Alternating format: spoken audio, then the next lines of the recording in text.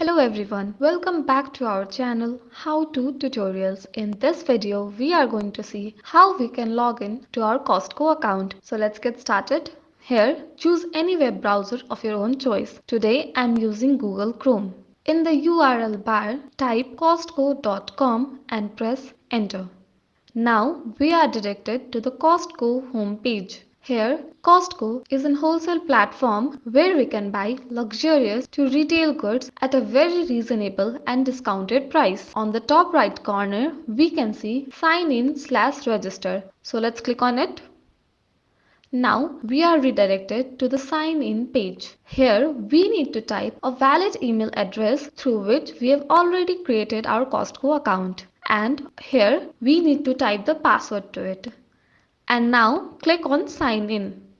So here we are and we have successfully logged in to our Costco account. This is how you can log into your Costco account through personal computer, and that's it for this video. Thanks for watching.